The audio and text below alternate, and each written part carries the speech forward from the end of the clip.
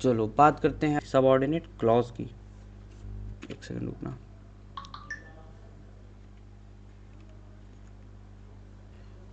चलो अब बात कर लेते हैं हम सबऑर्डिनेट क्लॉज की, क्या होती है।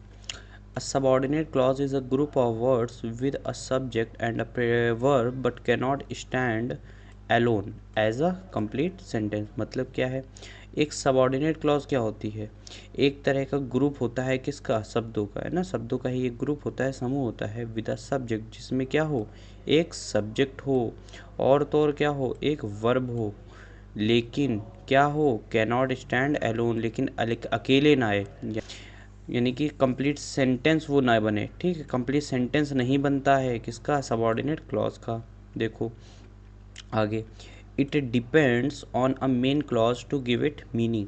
यानी क्या होती है, ये डिपेंड होती है किस पर, मेन क्लॉज पर, यानी प्रिंसिपल क्लॉज पर कह लो। ठीक है, जो क्या करती है, अपने मीनिंग जो है देती है। ठीक है, also called a dependent clause, इसको ही क्या कहते हैं, इसी को इसीलिए डिपेंडेंट क्लॉज कहते हैं। क्यों, क्योंकि ये दूसरों पे डिपेंडेंट होती है। ठीक है, अब देखो बात करते हैं जरा टाइप्स ऑफ सबऑर्डिनेट क्लॉज की।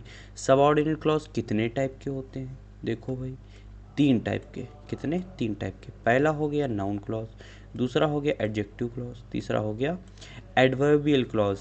इसमें क्या होता है, जो नाउन क्लॉज होती है वो फंक्शन करेगी किस तरह से, नाउन की तरह से, भाई नाउन की तरह से करेगी अगर नाउन क्लॉज है।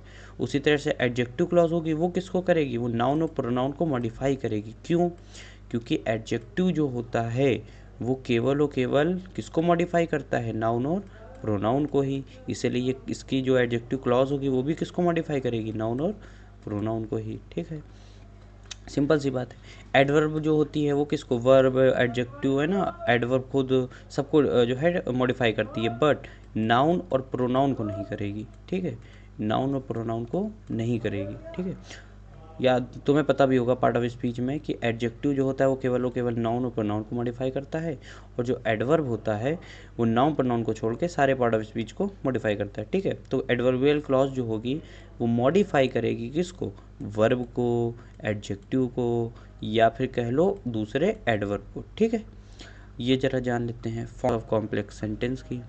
इसमें क्या होगा, मेन क्लॉज होगी, दूसरा सबऑर्डिनेट क्लॉज होगी। ठीक है, पहला मेन क्लॉज आएगा और दूसरा क्या जुड़ा होगा इसी में, सबऑर्डिनेट क्लॉज जुड़ा होगा। ठीक, कोई दिक्कत।